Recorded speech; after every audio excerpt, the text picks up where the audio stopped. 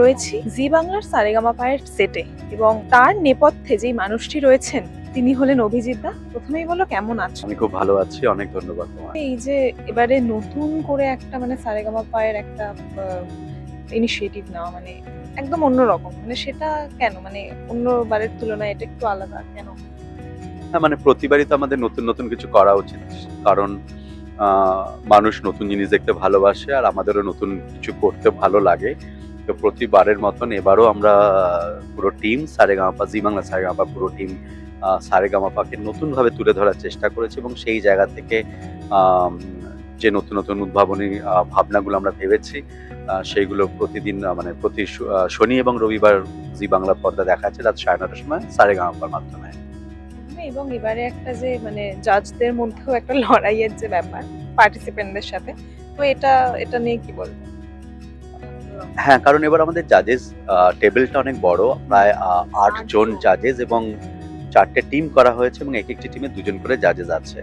এবং সেই জায়গা থেকে দাঁড়িয়ে আমাদের যারা পার্টিসিপেন্টস অডিশন রাউন্ডে এসেছিল, যারা সিলেক্ট হয়েছে, এই জাজেসরা তাদেরকে তাদের নিজেদের টিমে সিলেক্ট করেছে এবং এক একটি টিমে 5 জন করে পার্টিসিপেন্টস আছে এবং তারা গান গায় এবং কে ভালো গান গায় এবং কোন জাজেসদের টিম সেই সপ্তাহে জেতে, সেটাই হলো লক্ষ্য থাকে। এবং ফাইনালি আমরা দেখবো যে কোন পার্টিসিপেন্ট চ্যাম্পিয়ন হচ্ছে এবং কোন জাজেস, কোন 2 জাজ তাদের তারা ফাইনালি বেস্ট জাজেস টিম হিসাবে জিতছে, সেটা একটা দেখার বিষয়। এবং এখানে যেটা আমরা যেটা উপলব্ধি করছি এই ভাবনাটা থেকে যখন আমরা শুরু করেছিলাম, যে কারণ শুধু একজন পার্টিসিপেন্ট গান গায় নর্মালি দেখে থাকি, জাজেসরা জাজমেন্ট দেয়, কিন্তু এখানে কোথাও তাদের একটা দায়িত্ব থাকে যে আমার টিমের পার্টিসিপেন্টসরা যাতে ভালো গান গায়।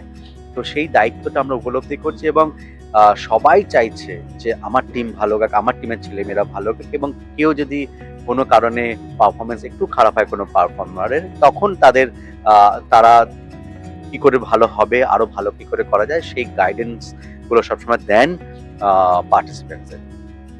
এবং এছাড়াও এখানে তুমি যে একটু আগে বলছিলে যে এখান দিয়ে যারা আর কি সারেগামার পরে গিয়ে অন্য জায়গায় ভালো ভালো জায়গায় আর কি চান্স পেয়েছে এবং এখনো অবধি ভালোভাবে গান গেয়ে যাচ্ছে, একটু কি মনে হয় যে এটা প্রাপ্তি? একদমই প্রাপ্তি, কারণ আমরা চাই, আমাদের তো একটা উদ্দেশ্য থাকে শো করার, যে ভালো সিঙ্গার আসবে। আর সিঙ্গার মানে সে গান গাইবে, সেটা প্লেব্যাক হতে পারে, ছবির জন্য হতে পারে, কারণ তারা বাংলা ছবির জন্য গান গাইছে, হিন্দি ছবির জন্য গান গাইছে। এবং স্নিগ্ধজিৎ গান গেয়েছে হিন্দিতে প্রচুর ছবি, তারপরে বাংলাতে প্রচুর শিল্পীরা, জিমুদ, শোভন, কুশল, অঙ্কিতা, দুর্নিবার, অদিতি, কৌশল, এরা সবাই গান গাইছে। এবং শুধু গান সিনেমার জন্য তো নয়, গান তাদের নিজস্ব অ্যালবাম হতে পারে। মেঘলা প্রচুর নিজে গান গাইছে এবং ভালো ভালো গান গাইছে, মানুষজন পছন্দ করছে। প্রচুর স্টেজ শো হয় সারা বাংলা এবং সারা পৃথিবীতে।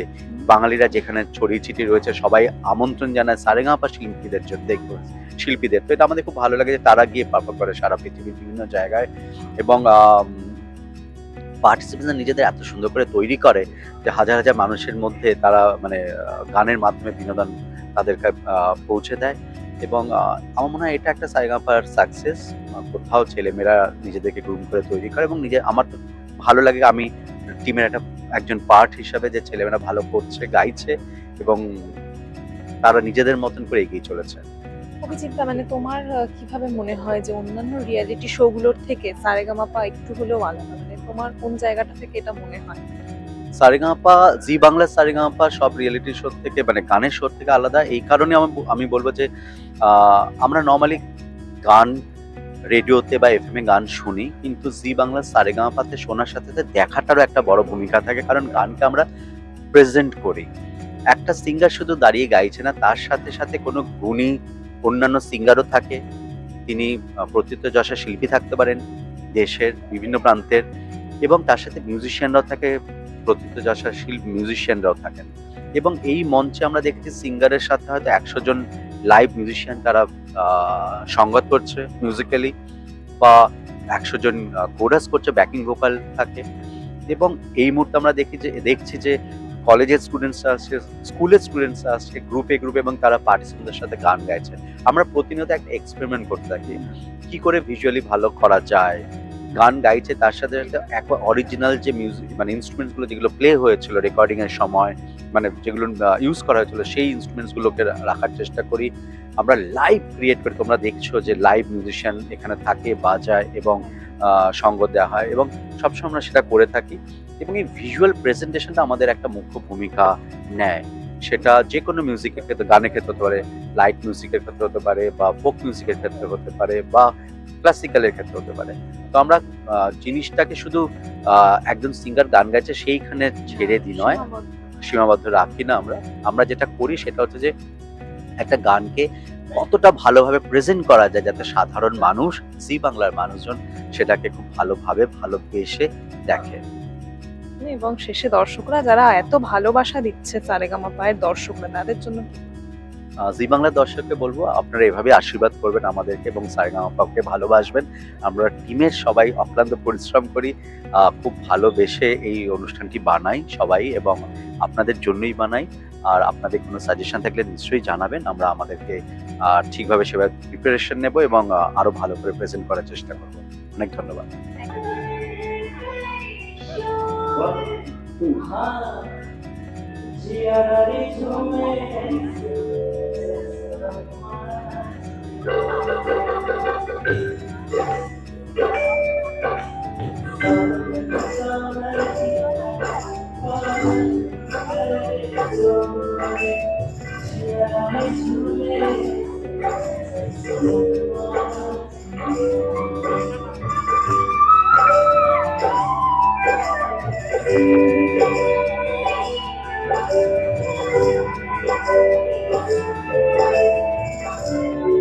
টলিউড ফোকাস কলকাতা চ্যানেলটি আপনাদের ভালো লেগে থাকলে লাইক করুন, সাবস্ক্রাইব করুন এবং আপনাদের পছন্দের ভিডিওটি অবশ্যই শেয়ার করুন। Tollywood focus Kolkata.